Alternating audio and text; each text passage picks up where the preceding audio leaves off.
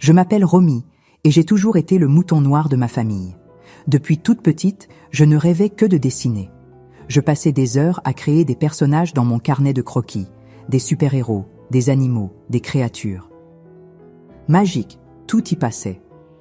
Après le lycée, alors que tout le monde partait à l'université, j'ai pris ce que ma famille a appelé la plus grosse erreur de ma vie.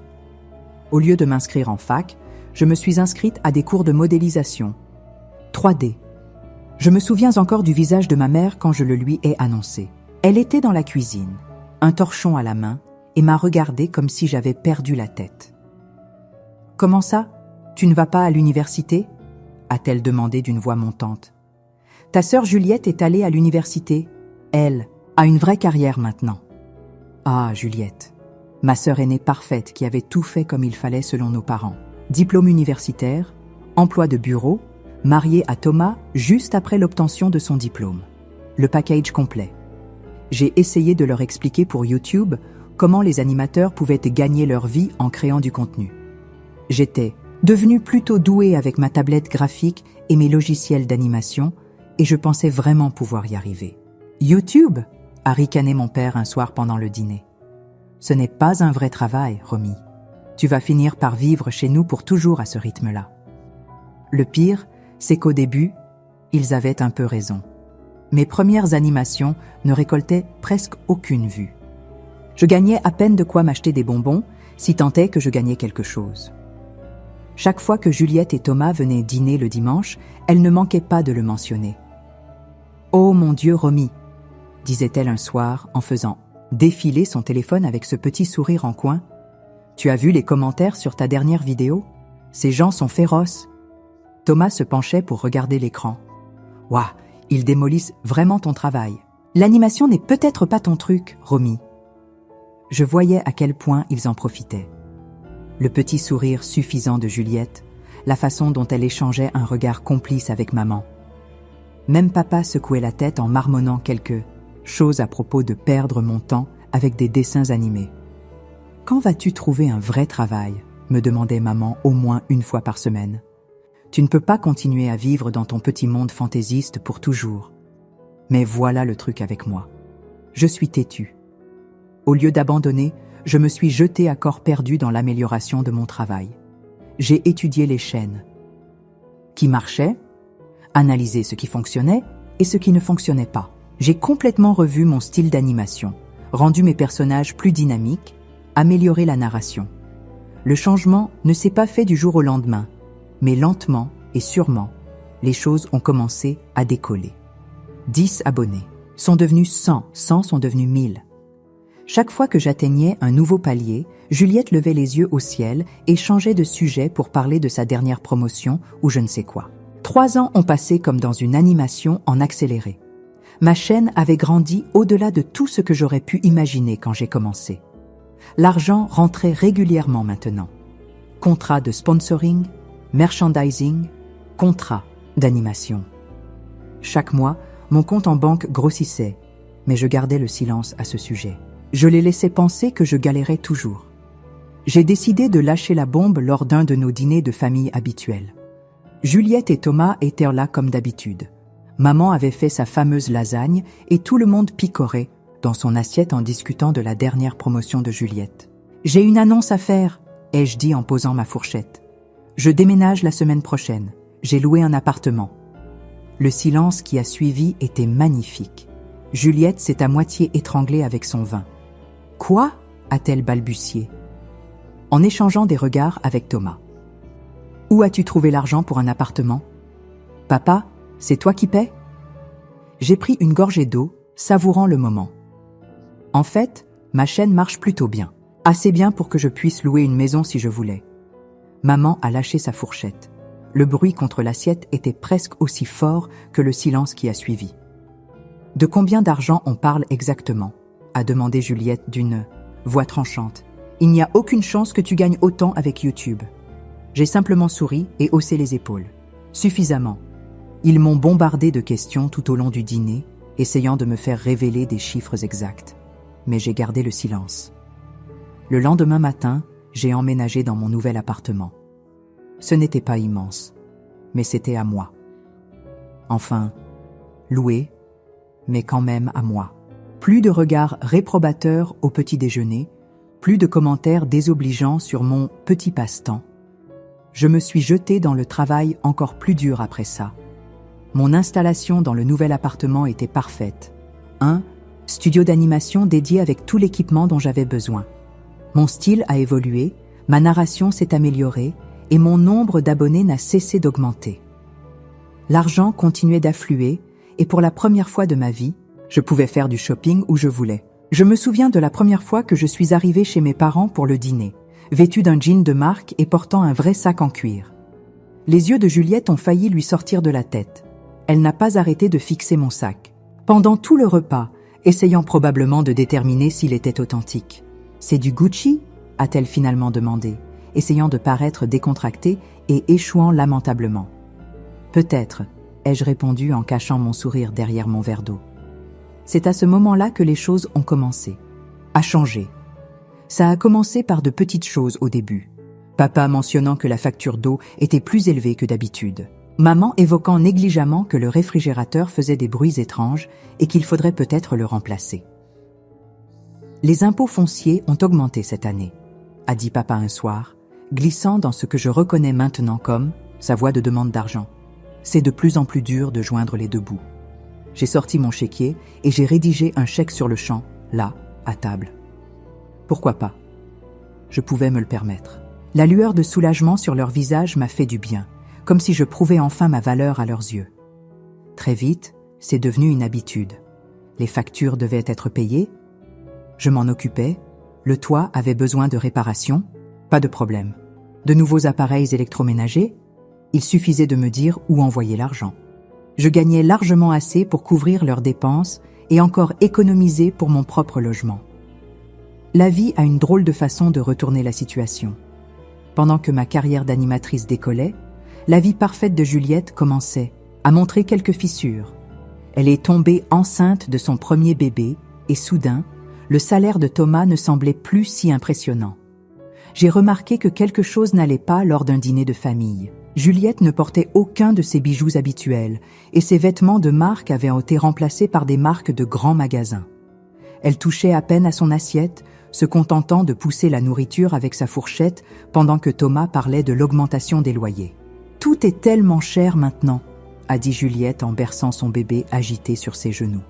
Les couches, le lait en poudre, les vêtements, ils grandissent tellement vite. J'ai surpris son regard sur ma montre, un petit cadeau que je m'étais fait pour célébrer mes 5 millions d'abonnés. L'ancienne Juliette aurait fait un commentaire sarcastique à ce sujet. Au lieu de ça, elle avait juste l'air fatiguée. Cette nuit-là, je me suis connectée à mon application bancaire et j'ai mis en place un virement mensuel sur son compte. Pas une somme énorme, mais suffisante pour alléger un peu le fardeau. Je ne lui ai pas dit que ça venait de moi au début, mais elle l'a vite compris. « Tu n'es pas obligée de faire ça », m'a-t-elle dit quand elle m'a appelée à ce sujet, essayant de paraître fière. Mais je pouvais entendre le soulagement dans sa voix. « J'en ai envie », ai-je répondu. « C'est à ça que servent les sœurs, non ?» Quand j'ai eu 26 ans, j'ai décidé qu'il était temps de passer à la vitesse supérieure. Travailler de chez moi, c'était bien quand j'étais seule, mais j'avais de plus grands projets. J'ai loué un étage entier dans un immeuble de bureaux du centre-ville, des fenêtres du sol au plafond, des meubles modernes, le grand jeu. Puis j'ai commencé à embaucher d'autres artistes, des gens talentueux qui partageaient ma vision de la création de contenu incroyable. « Tu as ta propre entreprise maintenant ?» a demandé maman quand je leur en ai parlé. « Comme un vrai bureau, avec des employés et tout ?»« Ouais, ai-je souri. Toute une équipe d'animateurs. On travaille sur des projets vraiment excitants.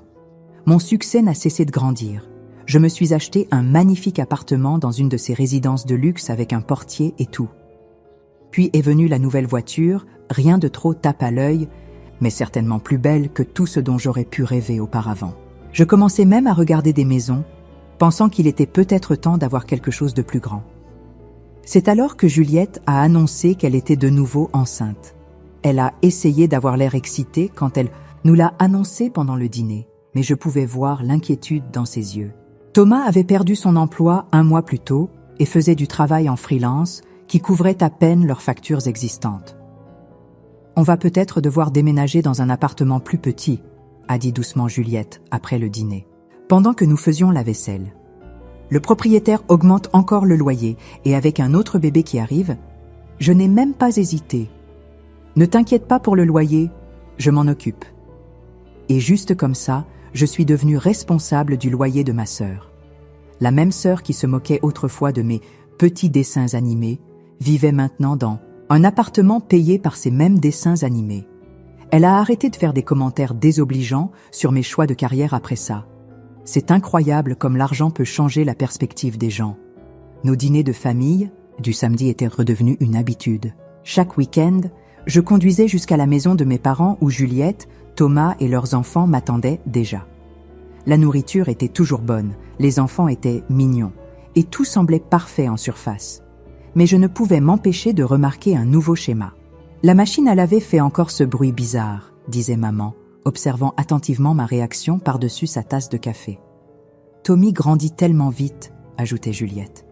Il a besoin d'une toute nouvelle garde-robe pour l'école. Et avec le bébé, c'était toujours quelque chose. Un appareil en panne, des fournitures scolaires, des factures médicales, des réparations de la maison. Les allusions n'étaient même plus subtiles. Les impôts fonciers ont encore augmenté, mentionnait papa un samedi, repoussant ses pommes de terre dans son assiette. Et le toit a vraiment besoin de travaux avant l'hiver. Je disais toujours oui. Pourquoi pas? Mon dernier contrat de merchandising à lui seul pouvait couvrir leurs dépenses pendant 1 an. En plus, ça me faisait du bien de pouvoir les aider, de voir leur soulagement quand je rédigeais un autre chèque ou faisais un autre virement. Un soir, en les regardant tous autour de la table du dîner, maman servant le dessert, papa racontant une de ses vieilles blagues, les enfants de Juliette faisant un bazar pas possible avec leurs glaces, j'ai eu une idée. Et si on partait en vacances en famille, ai-je suggéré. 2 semaines à Hawaï, vous auriez dû voir leur tête. Maman a carrément lâché la cuillère de service. Hawaï ? A murmuré Juliette, comme si elle avait peur que dire le mot trop fort ferait disparaître l'offre. Tout à fait sérieuse, tous frais payés, toute la famille. Le voyage a été incroyable. Voir mes parents vivre leurs premières vraies vacances de luxe, regarder les enfants de Juliette construire leur premier château de sable, même Thomas semblait se détendre pour la première fois depuis des années. Maman a pleuré quand nous avons dû partir, mais j'avais une surprise encore plus grande prévue. Le 35e anniversaire de mariage de mes parents approchait et je voulais faire quelque chose de spécial.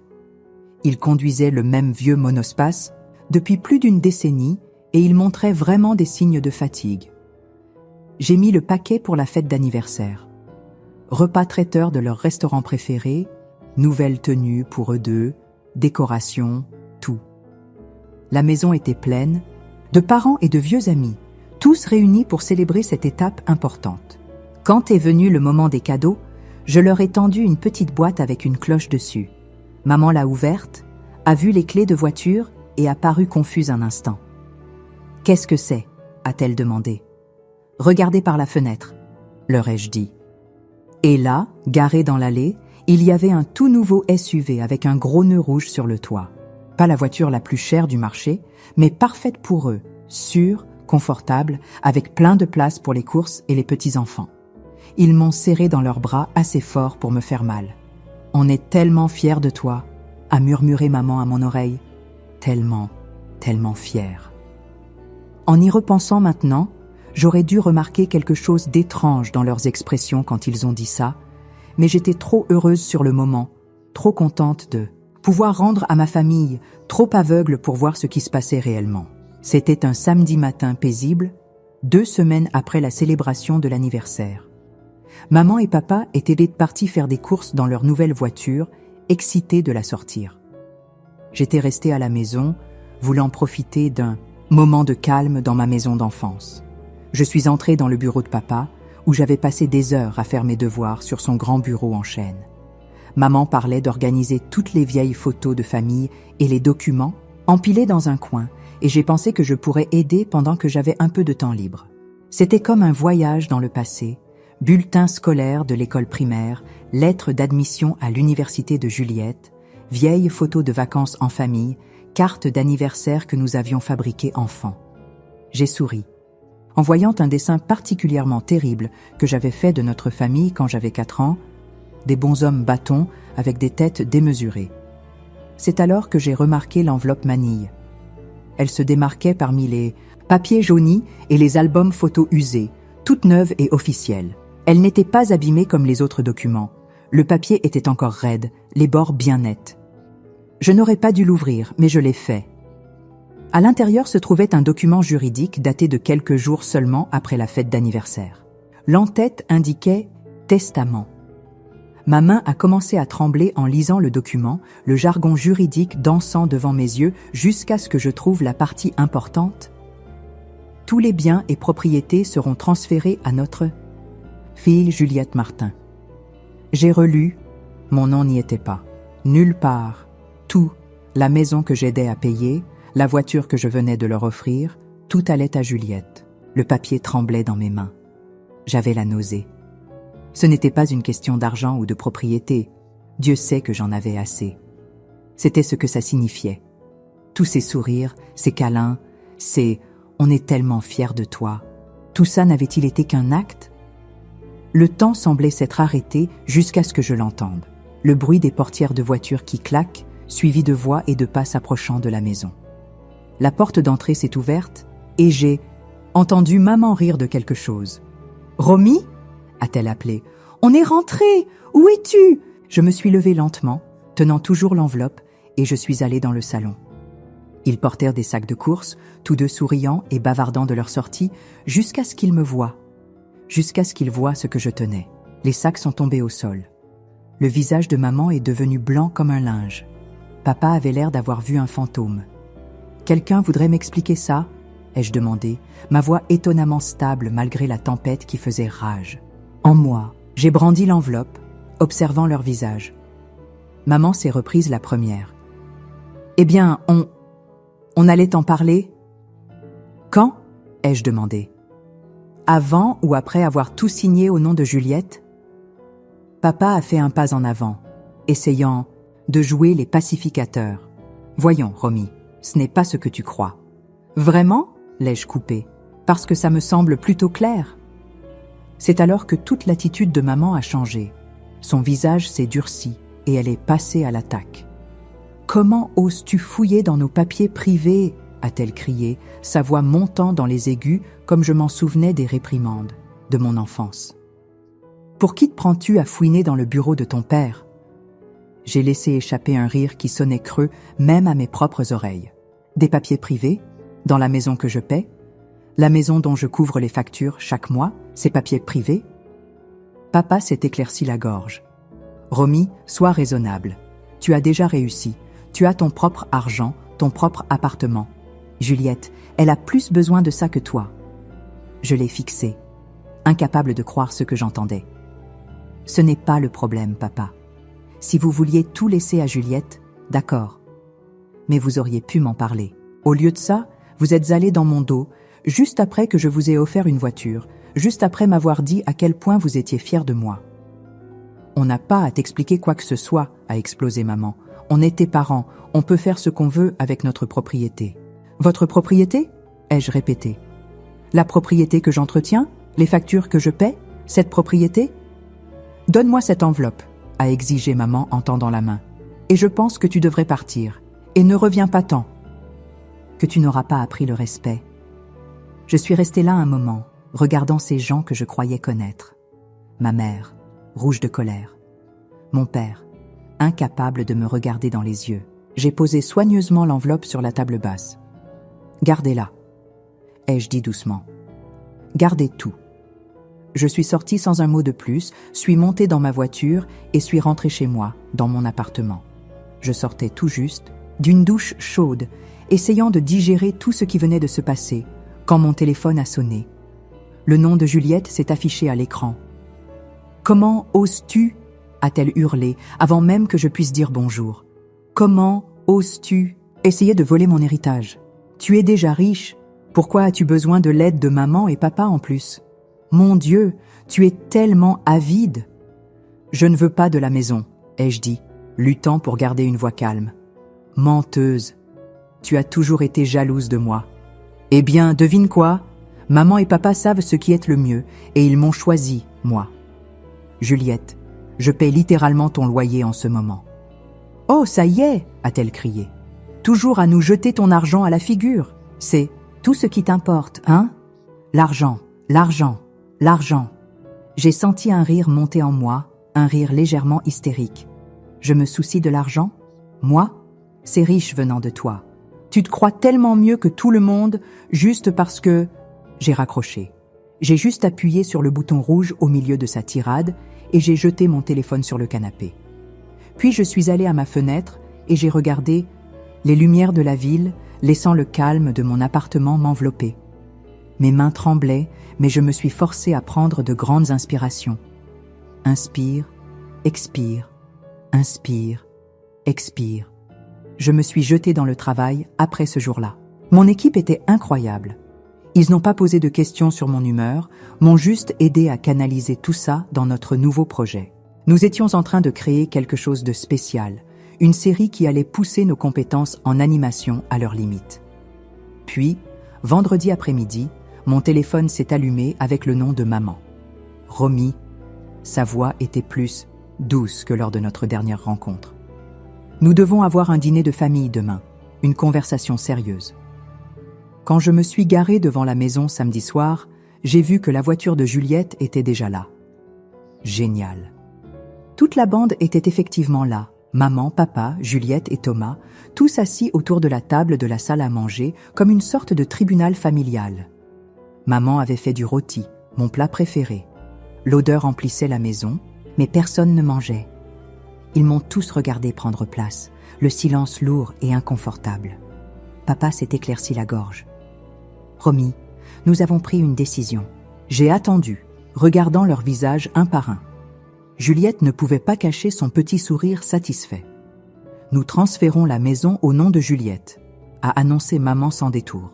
Nous avons déjà parlé à notre avocat. Avant que je puisse répondre, Juliette s'est penchée en avant, son expression écœurante de douceur. Juste pour être sûre que tu ne puisses pas contester le testament plus tard. Tu comprends? Nous devons protéger les intérêts de notre famille. Protéger les intérêts de notre famille. Ai-je répété lentement, les mots ayant un goût amer dans ma bouche. J'ai regardé autour de la table à nouveau. Vraiment regardé. Maman, qui avait pleuré de joie quand je leur avais offert la voiture. Papa, qui m'avait serré dans ses bras et m'avait dit qu'il était fier de moi. Juliette, qui vivait dans un appartement que je payais. Thomas, qui n'avait pas été capable de subvenir aux besoins de sa famille et m'avait laissé prendre le relais. Et soudain, tout est devenu limpide. « Vous savez ce que je viens de réaliser ?» ai-je dit en repoussant ma chaise et en me levant. J'ai été tellement idiote tout ce temps. Je pensais que j'aidais ma famille, mais je n'aidais pas une famille. Je nourrissais un distributeur automatique. « De quoi parles-tu » a demandé maman d'un ton exigeant. « Je parle de la façon dont vous me voyez tous. Pas comme une fille, pas comme une sœur, juste comme une source d'argent pratique. Eh bien, devinez quoi? Le distributeur est fermé. »« Romy » a commencé papa, mais je l'ai coupé. « À partir d'aujourd'hui, c'est fini. Plus de paiement de vos factures. Plus de loyer à couvrir, Juliette. Plus de cadeaux. Plus de virements. Rien. Vous voulez jouer à des jeux avec l'héritage? Très bien, mais vous pouvez le faire avec votre propre argent. » Le visage de Juliette est passé de la suffisance à la panique en un instant. « Tu ne peux pas faire ça. Regarde-moi faire. »« Romy, sois raisonnable, » a plaidé maman, sa voix montant. « Nous sommes ta famille. »« Non, » ai-je dit, ma voix ferme. « La famille ne fait pas ce que vous avez fait. La famille ne sourit pas en face tout en vous poignardant dans le dos. La famille ne prend pas, prend et reprend encore pour ensuite vous traiter comme ça. » Ils se sont tous mis à crier en même temps.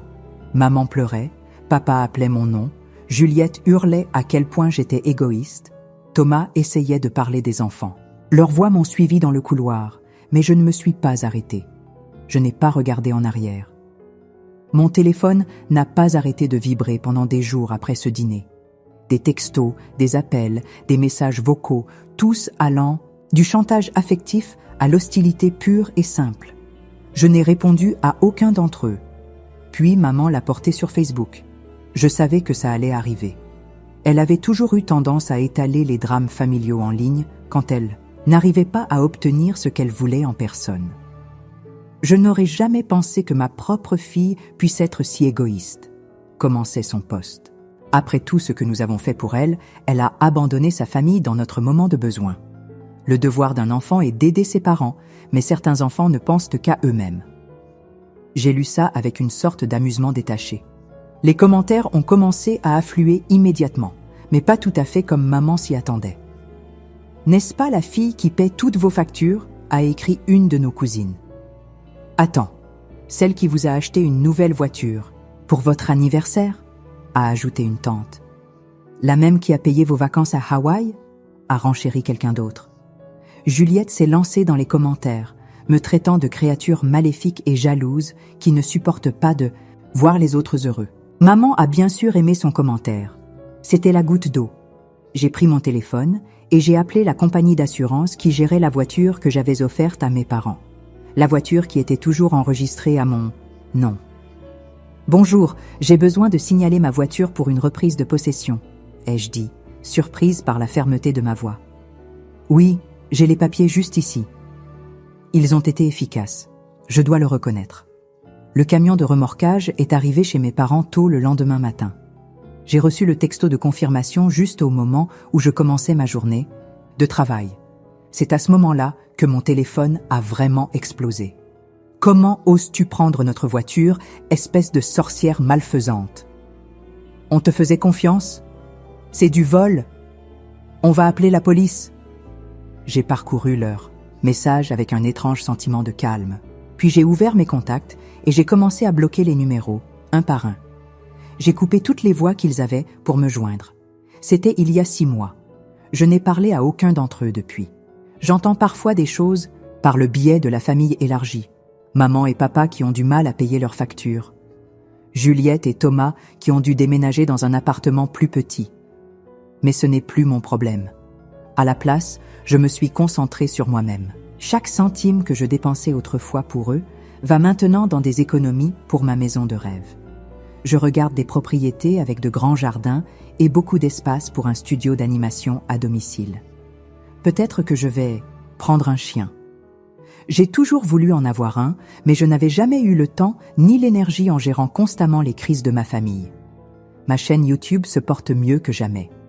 Il s'avère qu'on a une énergie créative incroyable quand on ne gère pas constamment les crises des autres. Mon équipe et moi venons d'atteindre les 10 millions d'abonnés et nous nous lançons dans de nouveaux projets dont je n'aurais jamais rêvé auparavant.